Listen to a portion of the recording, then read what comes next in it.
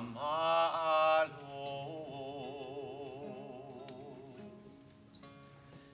אשא עיניי אל ההרים, מאין יבוא עזרי, עזרי מעם אדוני, עושה שמיים וארץ, עזרי מעם אדוני, עושה שמיים וארץ. אל ייתן לעמוד רגליך, אל ינום שומרך, הנה לא ינום ולא יישן, שומר ישראל, אדוני שומרך, אדוני צירך על יד ימינך, יומם השמש לא יככה, וירח בלילה, אדוני ישמורך מכל רע, ישמור את נפשך, אדוני ישמור צאתך ובואך, מעתה ועד עולם.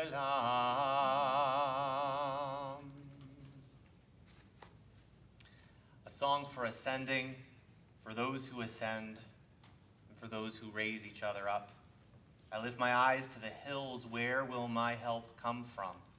My help is from the Holy One, the maker of heaven and earth, the one who will not let your foot slip, the one who watches over you, who will not slumber, the guardian of Israel, who neither slumbers nor sleeps, the one who watches over you, your shade at your right hand, who will not let the sun harm you by day nor the moon by night, the one who will keep you from all harm, watching over your life, watching over all your comings and your goings, now and forevermore. My friends, we are here to engage in what is a very good and very sacred task, even as it is challenging and painful, to mourn the loss of our beloved Corlie Blumenfeld, to stand in consolation with her family and friends, to offer our presence and love to one another, to share memories and stories about Corlie and her life, and to accompany her to her final resting place. To Corlie's friends and family who are gathered here today, the sadness you feel at Corlie's passing reflects the deep love you have shared with one another.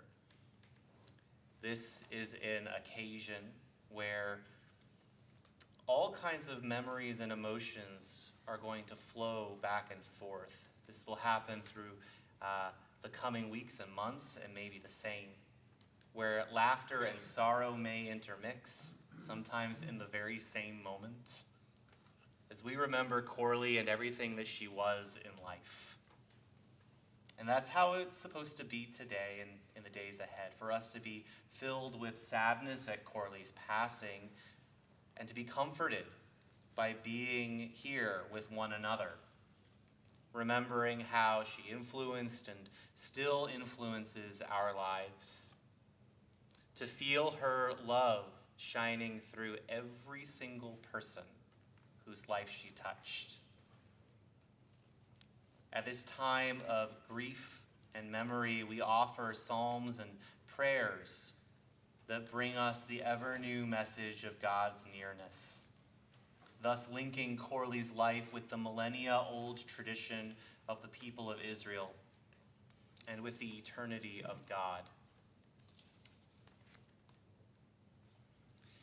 There is a text from the Hebrew Bible that is sometimes recited or referred to at funerals as polarizing. Eshet Chayil from Proverbs 31 literally means woman of valor. I was told that Corlie had a fondness for this text, but also that she was, very much a feminist in her own right too, and that there was some aspects of maybe the domesticity in the text that would have chafed her. So I found a modern interpretation of this beautiful text written by a fellow Midwestern girl, the poet Stacy Zizek Robinson. This is a woman of valor. She doesn't feel brave, except sometimes she does. She feels the weight of rubies and gold twist on her fingers. She prefers a crown of flowers in her hair to cold metal and the straight-edged lines of rocks. She doesn't feel brave except when she does. In her heart, the heart of a wife and a daughter, a mother perhaps, a weaver of tales, a spinner of fine linen that snags sometimes, and she smooths it with supple fingers, slim fingers, crooked and thick with age fingers. She pulls the threads that pulls the cloth. There is beauty in its folds. She doesn't feel brave, but she laughs, and it sounds like water and light.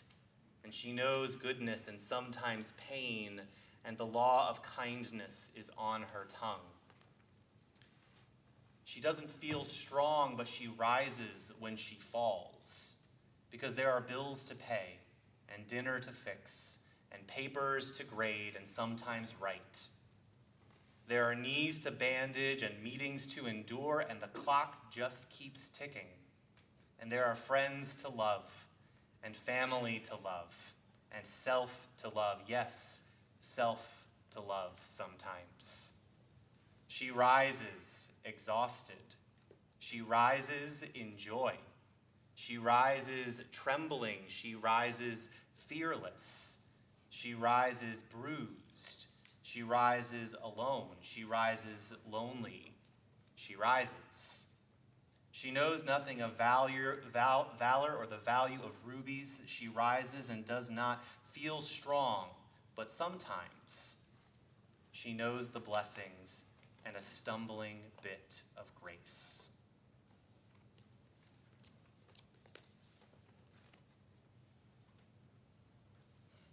I'm going to sing some words from the 23rd Psalm in Hebrew, and then afterward I'll invite anyone who wishes to read the English along with me. If you didn't already get a program, there may still be some out in the foyer.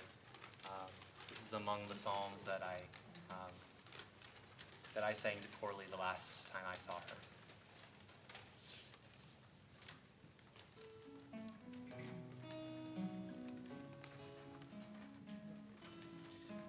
Mizmor David, Adonai ro'i lo echsar, bino deshe'ar bitzeni, al mei menuchot yinach aleini, nafshi shovev yancheni v'magne tzedek leman shemo tam ki elech begeitz al mafet lo irara ki ata imati Shivtecha u'mish'antecha hema yenachamuni tarog lefanai shulchan neged tzorirai dishanta v'shemen rosh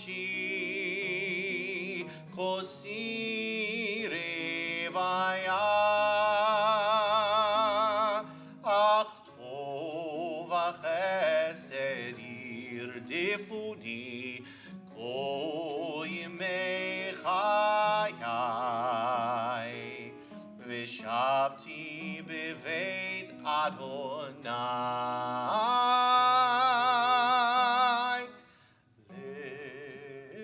לאורך ימים.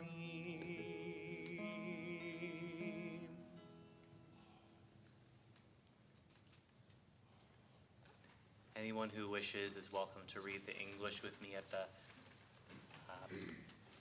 top left of the inside of the program. Psalm 23. With God as my shepherd, I shall not want. The Eternal makes me lie down in green pastures, leads me beside the still waters, restores my soul, guides me in straight paths for the sake of God's name. Yea, though I walk through the valley of the shadow of death, I will fear no evil, for you are with me. Your rod and your staff, they comfort me. You prepare a table before me in the presence of my enemies. You have anointed my head with oil. My cup overflows.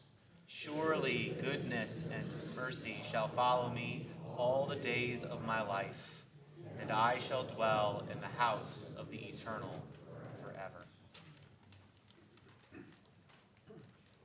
And I'll chant some of the words from the 3rd chapter of Ecclesiastes in Hebrew, and then once again invite anyone who wishes to join me in reading the English.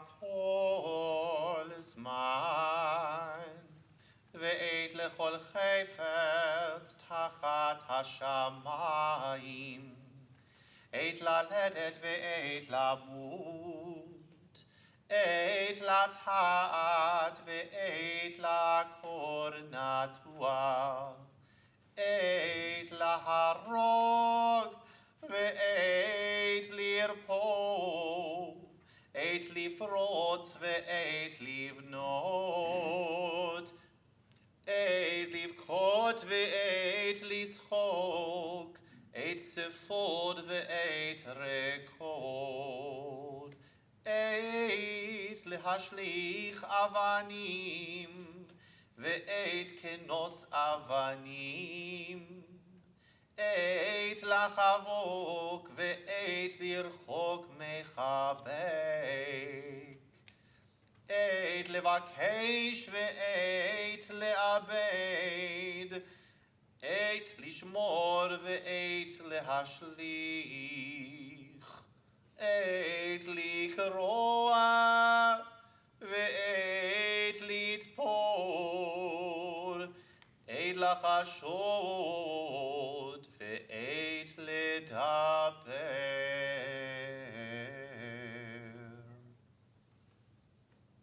Anyone who wishes to read the English with me on the bottom of the inside of the program.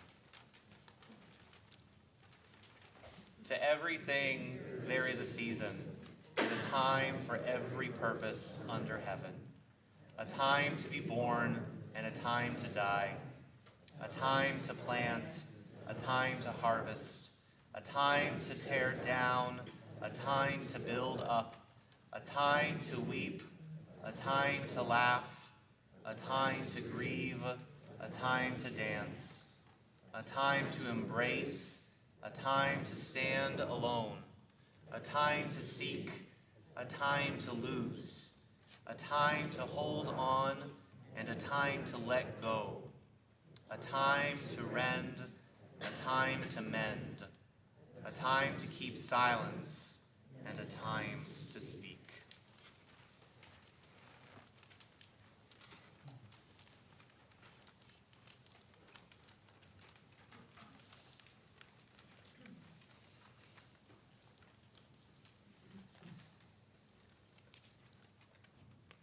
We're here today to honor the life of Corlie Blumenfeld, Corlie Melnick Blumenfeld. Her Hebrew name, Chai Devorah, a woman whose very name begins with chai, the Hebrew word for life.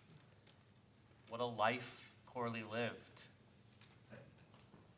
A life filled with devotion to family, filled with generosity, with curiosity and learning, with quiet but powerful leadership, and with a deep and enduring commitment to making the world better than she found it. It's been striking listening to Corlie's children, to Michael and Amy and Ruth and Mark, speaking about their mother, just how consistent the picture is. Corlie was not someone who needed to announce herself loudly. She didn't boast, she didn't seek recognition. She simply did the work. I think that was how Ruth emphasized the point, that Corlie lived her life and her values so fully that they became the air her family breathed. Family was at the center of Corlie's life. Again and again, her children have returned to this truth that family is truly everything.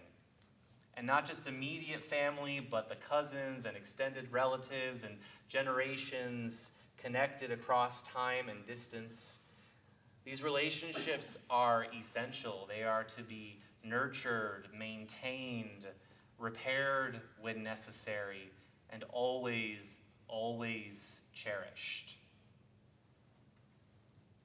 As one of her children put it, even when there were tensions, they were to be worked through, or sometimes perhaps even set aside, because family just mattered more. Corlie created a home that was a real gathering place, full of warmth and laughter and connection. This was a home where traditions were passed down, where stories were told, where people felt like they truly belonged. And at the heart of that home, at the center of that family, was her partnership with her beloved husband, Saul. Their love story has something almost cinematic about it for anyone who's either knew them or knew their story or read in the obituary or has spoken to their children, that Corlie had agreed, the story goes, somewhat reluctantly to go on a blind date, but that when she came down the stairs, she saw Saul for the first time with his blue eyes sparkling, and that something had just shifted. 6 months later, they were married, and that partnership that began that would last for more than 70 years. Together, Corlie and Saul built a life grounded in shared values: family, community, generosity, deep Jewish connection.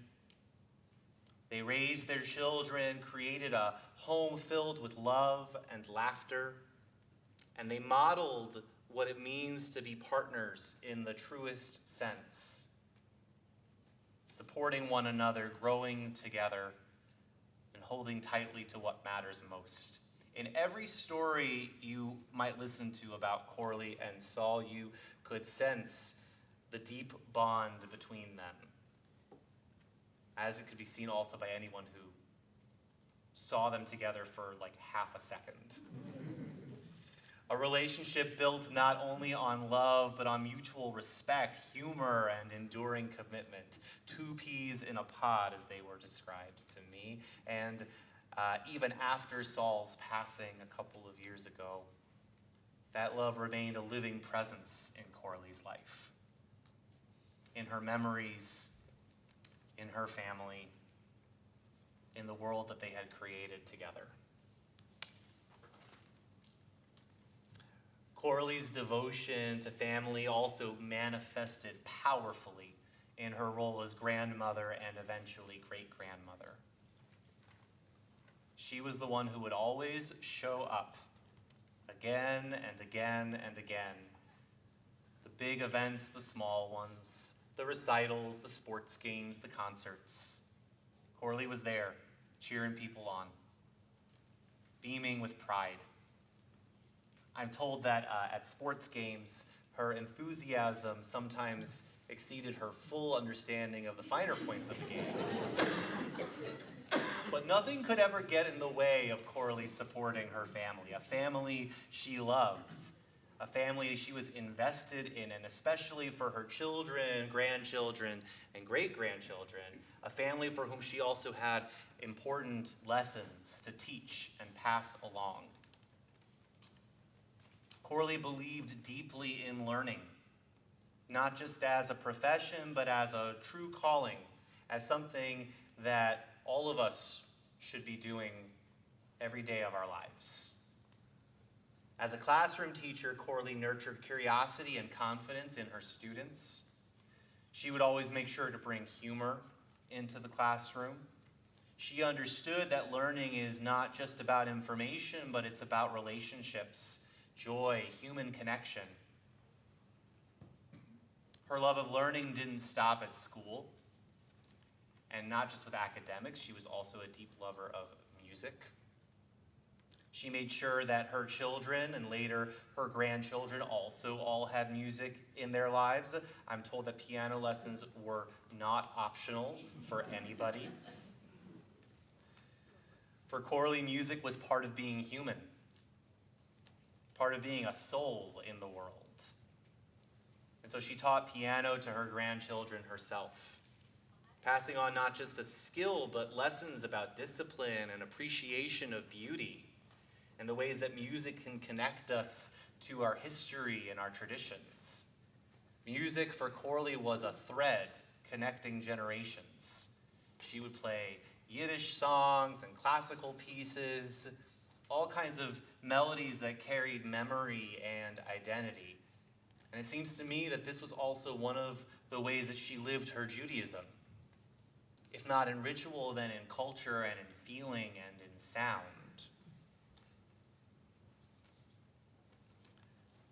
Another defining thread of Corlie's life, of course, and of her Jewish identity too, was that of tzedakah, of righteous giving.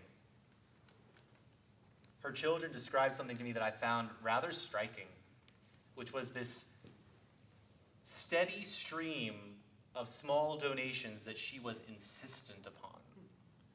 As letters from various organizations might come into their mailbox, without hesitation, she would say to Saul, "Let's write them a check for $18. And you get $18, and you get $18, and so on, and this would happen constantly. Not because it was convenient, not because there was abundance to spare, because sometimes there was not, but because giving was simply what one does. This is the essence of tzedakah in Jewish tradition. Not charity as optional generosity, but giving because one feels one must. Giving out of a sense of duty, of responsibility, as a way of shaping a more compassionate world. Corlie lived that teaching in the most consistent and unassuming way possible. Quietly, faithfully, without any expectation of acknowledgement. And alongside that quiet generosity was a fierce commitment to advocacy and service. Corlie was not only a giver, she was an organizer, a leader, a builder of community. She advocated for people living with arthritis and fibromyalgia, founded a support group, traveled to Washington, D.C. to lobby for change, worked at the Capitol here in Madison. She led, she organized, she showed up. What's remarkable is how her children describe this not as something she would make big announcements about, but that she would mention almost casually. Come home and say, "Oh, I'm going to be the president of something, Hadassah, whatever this support group was. I'm going to Washington to lobby." And then she would just do it. This was Corlie's way: quiet strength, steady action, deep impact. Corlie understood something profound, that repairing the world, tikkun olam, doesn't always happen through grand gestures. It happens through persistence, through care, through showing up again and again for what we believe in. And through all of this, Corlie also brought a sense of joy and humor, a sparkle, an easy laughter. Corlie was someone who carried lightness alongside the depth. someone who could hold seriousness and joy together. In Jewish tradition, we often say that a person's legacy lives on not only in memory, but in the lives that they shaped.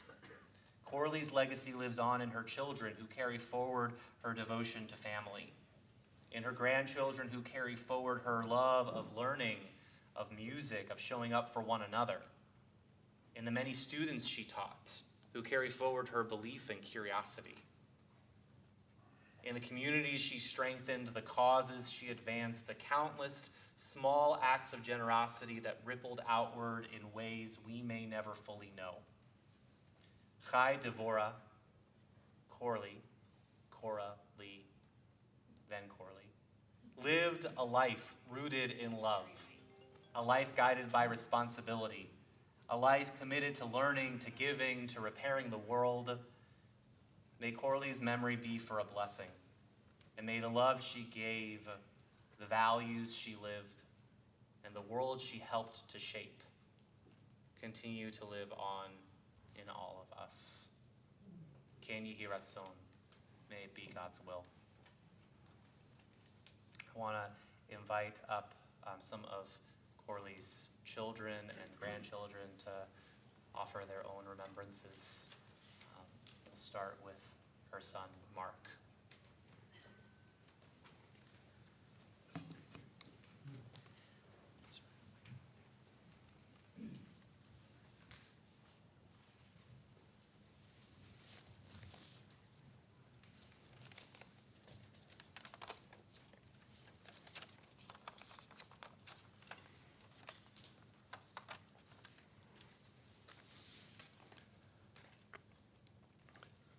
Welcome, everyone. Thank you very much for being here today. So many stories, so many of us know about my mom. But I just want to share just a few words about her with you today.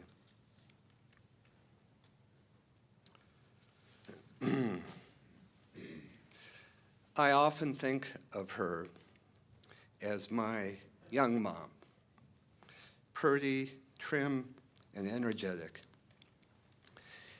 And I remember how she liked to recall how proud she was to be voting for the first time in 1954. Bill Proxmire was running for governor in the midterms. And she went and pulled the Democratic lever for the first time for 70 more years. And then just 11 days later, had her first baby, me. And then she went on to have 3 more children, and she strived to give us all the very best childhood possible. And it was a wonderful childhood. Here in Madison, set in the 1950s and the 1960s, it was really a picture book childhood. She gave us the gifts of love, constant support, and the true gift of confidence. She made sure we knew we were part of a large and storied family, part of the Jewish people, and part of a civic community she was proud to be part of.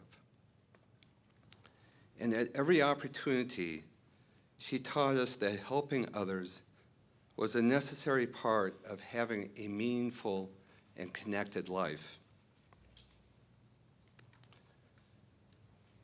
The childhood she provided us was the inspiration for my brother and my sisters and myself to raise our children the same way. And her 11 grandchildren, her 3 great-grandchildren, were all fortunate to receive the same supportive and unconditional love from her. She created a web of close connections around us, of family and friends, and we are here not to only celebrate her life, but also to celebrate and reflect on the connections between us all, that she helped create and support. So I want to say thank you to my mom.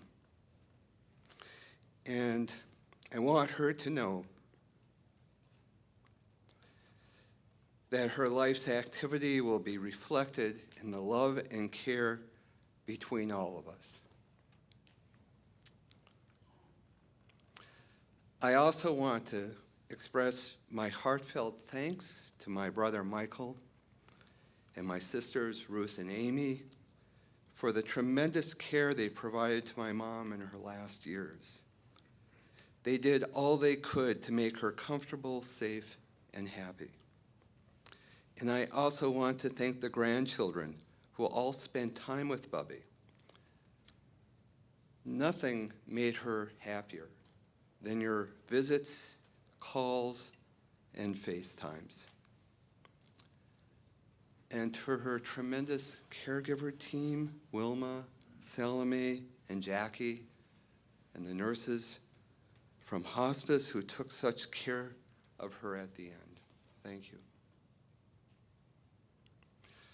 So I'd like my sister Amy to come up and speak. Thank you.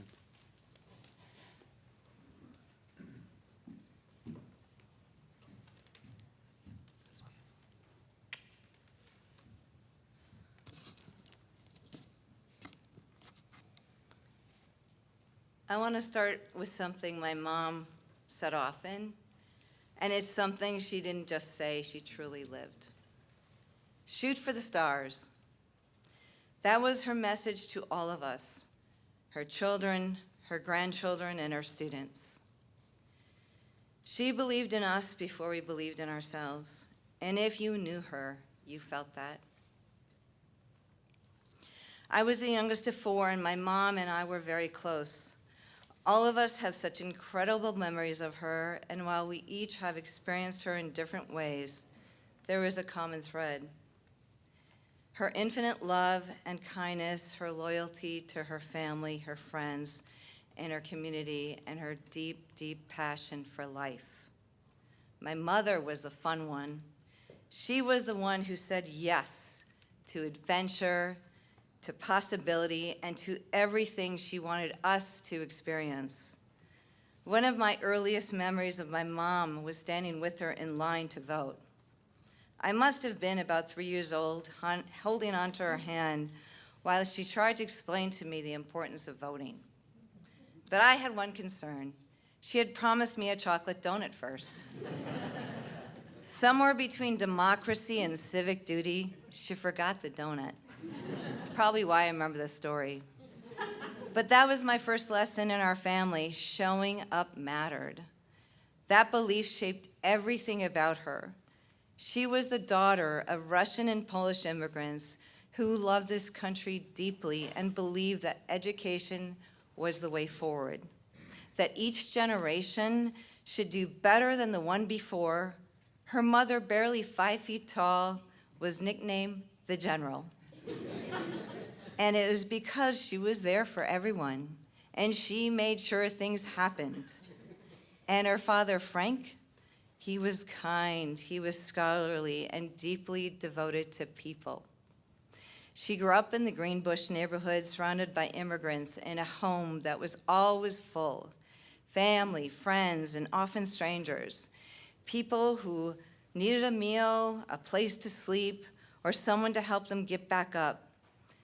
My mother carried that spirit with her for the rest of her life. True to that belief, our family was expansive. When we were growing up, she would take us to visit cousins all over the place. And I would always ask, how are we related to them? And she would just say, it doesn't matter, they're family. And she meant that. Anyone she loved was family.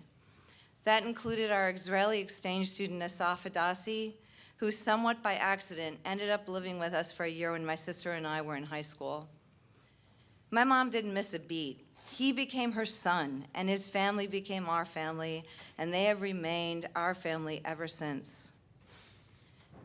Education was everything to my mom. She was so proud to be a graduate of the University of Wisconsin-Madison, and even prouder to return there later in life to complete her teaching degree while raising 4 children. She loved being a teacher. She believed that education was the doorway to opportunity, to confidence, and to a fuller life. She often repeated what her father taught her, that you never, never stop learning. And in the spirit of her Jewish faith, she lived the teaching from Pirkei Avot, who is wise, one who learns from every person. She embodied that completely. She loved all of her students, but she had a special place in her heart for those who struggled, for those who needed someone to believe in them. I was at an event recently, and a man about my age came up to me and asked, "Was your mom Mrs. Blumenfeld?" He told me he had her in 5th grade and that learning did not come easily for him. But my mom was patient. She believed in him, and she made sure he got the help he needed. And he told me that when he crossed the stage at his college graduation, he thought of her. And I know she would have been so incredibly proud to know the impact she had on his life. She also taught us tikkun olam, that we are here to give back, to make things better. We watched her advocate in every part of her life, through political campaigns, through her work with the Arthritis Foundation, trips to DC, through her deep involvement in Jewish organizations, by founding the Neighborhood Watch, and by always using her voice for those who could not. And because of her example, all of us and all of our children deeply understand what that means. Through advocacy, through public service, through speaking up and speaking out, and through doing our very, very best to leave this world better than when we arrived. She was also someone who taught us to be brave, sometimes in ways I didn't fully appreciate. When I was in 4th grade, there was a kid who would throw snowballs at me and anti-Semitic slurs. I told my mom, and she said she would pick me up after school and we would handle it. So I assumed she would step in. Instead, she pulled up in her car, looked at me, and said, "You get back out there." I was shocked. But she wanted me to know that I could stand up for myself and that I was stronger than I thought. And she was right. She was also the one who encouraged all of us to see the world, which, to be clear, did not always make my father happy. But she believed in it deeply. My brother Mark went to Italy for a year in high school. My brother Michael finished high school a year early, and my mom sent him off to Israel for a year. And both my brothers somehow managed to live through hitchhiking, traversing the country. My sister Ruth spent a summer on a fishing boat in Alaska, and among many, many more adventures of her and her life. And then there was me. After college, announcing to my parents I was going to travel alone to Israel, Greece, and Europe with no real plan, very, very little money, and no way to communicate. My mom's reaction, she was thrilled. "What an adventure. This is awesome. I wish I could go with you." I looked over at my dad. He was speechless. And then he said, "Corlie, why don't you just send her to Saipan while you're at it?" But that was the balance of my family. My dad grounded us, and my mom lifted us up. And because of her, we all had the confidence to go out into the world and find our way. She gave us all that gift, the courage to speak up, the confidence to take chances, and the belief that we could do anything. But more than anything, she was a wife, a mother, and a grandma, and she was extraordinary. She showed up for everything. She created a home filled with warmth, laughter, and love, and she had this way of making you feel like everything was going to be okay. At the center of her life was my father. Their story lasted more than 71 years, and when he passed a year and a half ago, she was heartbroken. It was such a deep, true love, and I am so grateful that all of her grandchildren were able to witness it to the very end. My father would put on Nat King Cole or Frank Sinatra, and he would sing to her, dance with her, and love her right up to the very end. And she loved him just as deeply. It was a love that set the standard for all of us. There are so many things I will miss. I will miss the sound of her voice. I will miss her kindness. I will miss her watching and being with all my children and all the grandchildren and the great-grandchildren. And I will miss the ways she would always say to me, I love you to the moon and back. It'll all be okay. Before we close, on behalf of our entire family, I want to thank all of you, those here today and those joining us on Zoom, and the many, many friends and loved ones who have reached out. We are so grateful and deeply honored to have had the experience of sharing her with extraordinary nurse Mallory, her devoted caregivers over these past years, Jackie, Salome, and Wilma. Salome took such beautiful care of her, doing her hair, which meant so much to her, her makeup and her nails until the very end, and making sure she always felt like herself. Wilma shared a very special bond with my mom, caring for her with such deep love, tenderness, and compassion. And Jackie, your steady presence, kindness, and care meant so much to all of us. Each of you gave our mother dignity, comfort, and love in these last few years, and we will forever hold you in our hearts. So today, as we say goodbye, I come back to her words, shoot for the stars. That is her legacy and the best way we can honor her, to keep reaching, to keep learning, and to keep showing up for one another, just like she did. We will carry you with us always. May her memory be for a blessing. I now want to call up Eliana and Jacob Bogust and all the grandchildren, if you want, would like to come up here.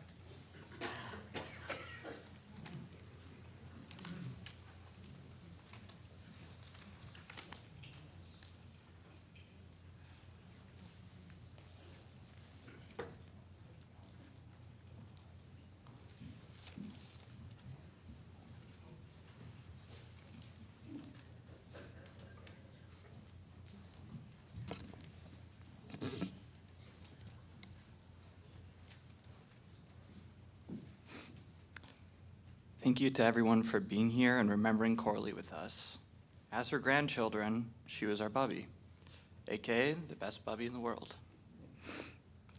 While it is impossible to summarize what Bubby meant to each of us, I will try to paint a picture of how her and her kind, gentle heart lives on through each of her 11 grandchildren and 3 great-grandchildren. Before we were doctors, lawyers, teachers, artists, computer experts, and entrepreneurs, we were just a bunch of rugrats who loved to spend time at Bubby and Poppy's house. Whether it was my 7-year-old self trying a new recipe or my brother trying to play their heirloom rusty trombone, Bubby was always excited to see us explore the world around us. It didn't matter if the recipe was a total disaster or if Max could barely get a toot out of that horn. Bubby always acted so impressed. She would say, "Jacob, I love this. What are you going to try next?" Could I see my mom spitting out the food out of the corner of my eye? Yeah. But Bubby's clean plate and unwavering positivity were what I remembered most, and I still think about every time I try something new. Bubby was a teacher through and through, and she brought that unrelenting support to whatever our gifts were, even the ones we couldn't see in ourselves yet. To me, that is the most magical quality in a great teacher, the ability to see something in us that we cannot yet see in ourselves. As we grow older, those memories of Bubby's love and nurturing made us all feel so secure. We knew she was proud of us, not for what we achieve, but for who we are. No matter where life took us, she recognized our individuality and our unique gifts and loved them for us completely.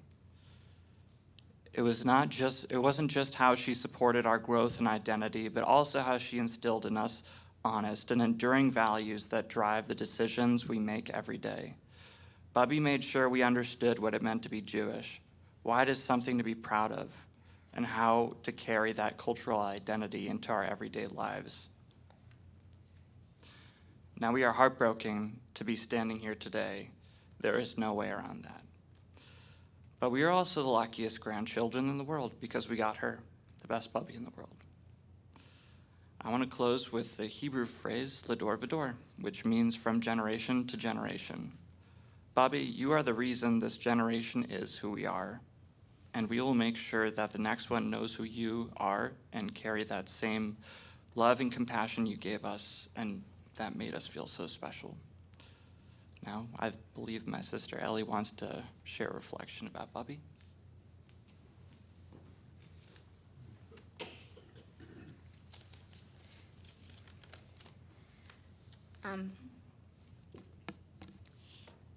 Thank you, everyone, for being here to honor and remember my Bubby. I have a reflection I would like to share.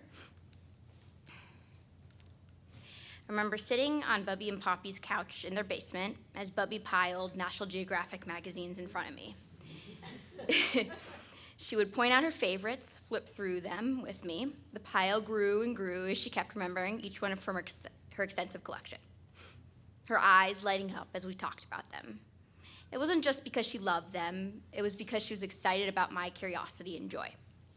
She saw possibility in me, and a shared fascination with the beauty in the world. The reality was that I was not only enamored with the beautiful pictures of the rainforest or the deep sea fish, but also of her. Bubby had a gift for making each of her grandchildren feel truly known. She made sure she understood our interests, what made us smile, what made us laugh, what food made us happy. No matter the call, she made sure she was there when we needed her. She also appreciated every part of what made us who we are. Bubby saw the beauty in human connection. When she met new people, traveled, volunteered, she approached everyone with a genuine curiosity and kindness, always believing she could learn something from them. She gave us more than anything was each other. She never let us forget where we come from, and that we come from people who are strong, and in times when I doubt myself, I can use the power of my family to sustain me. She encouraged us to show up for one another and for the people around us, and that our empathy and strength was a power. Whether it was a word of advice, a shoulder to cry on, or a Dove bar, she was there. Knowing I could count on her and Poppy's consistent presence in my life encouraged me to do, as she said, shoot for the stars. Although my heart breaks that they are not here with us, having had the chance to witness the kind of person that my Bubby was is something that will hold the pieces of my heart together just a little bit longer. I will carry her with me always. I will miss her always. I love you.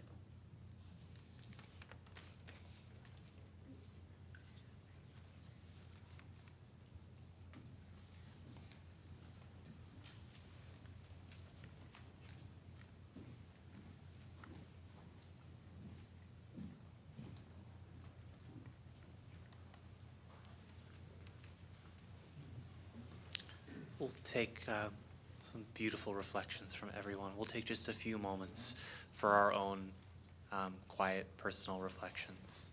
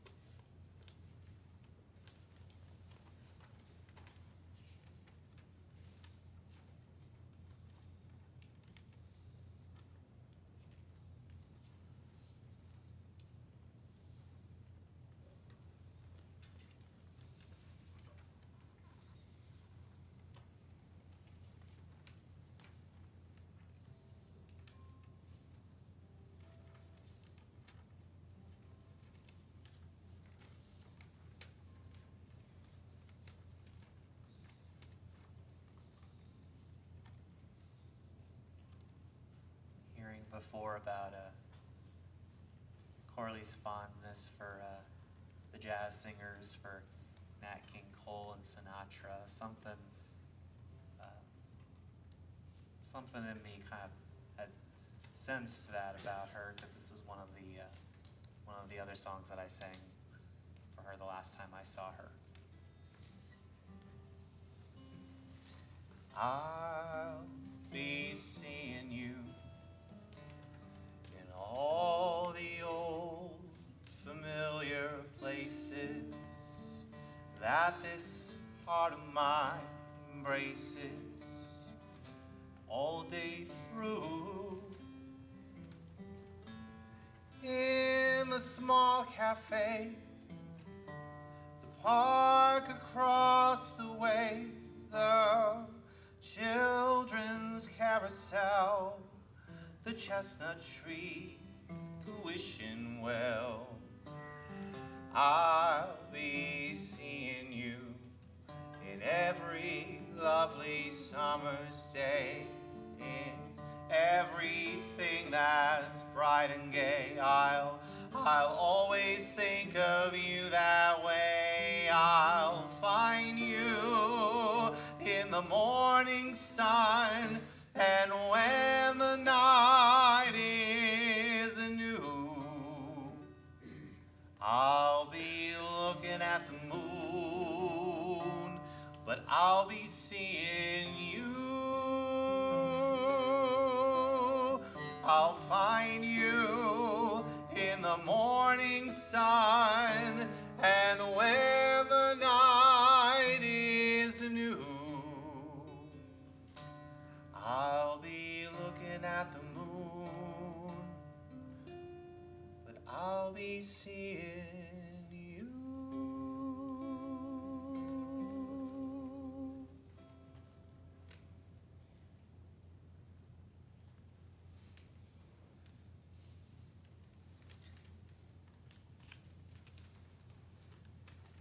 I want to invite anyone who wishes to join me in a reading on the inside of the program.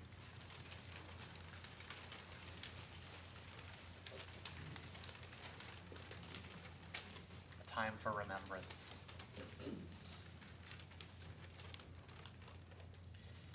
In the rising of the sun and in its going down, we will remember her. In the blowing of the wind and in the chill of winter, we will remember her. In the opening of buds and in the rebirth of spring, we will remember her. In the blueness of the sky and in the warmth of summer, we will remember her. In the rustling of the leaves and in the beauty of autumn, we will remember her. At the beginning of the year and when it ends, we will remember her. When we are weary and in need of strength, we will remember her. When we are lost and sick at heart, we will remember her. When we have joys we yearn to share, we will remember her. When we have decisions that are difficult to make, we will remember her. When we have achievements that are based on hers, we will remember her. So long as we live, she too shall live, for she is now a part of us as we remember her.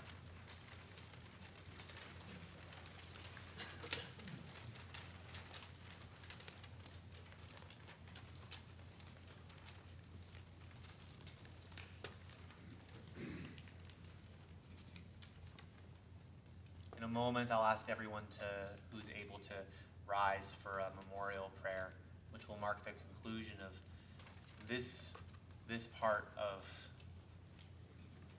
our ceremony, of our ritual observance today. After which we'll be making the transition to the cemetery.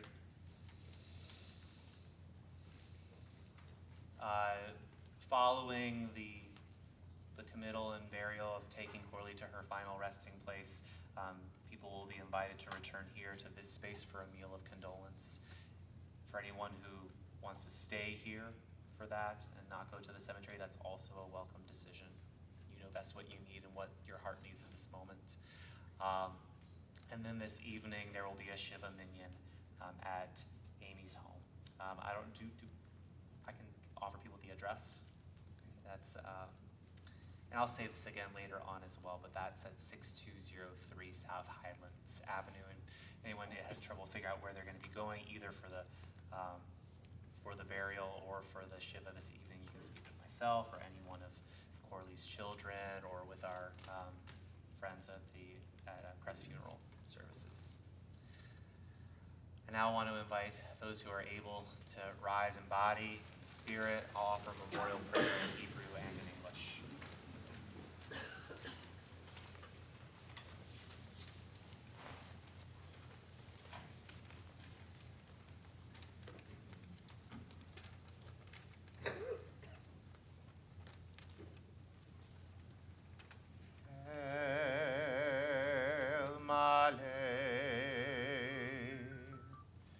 Male rachamim,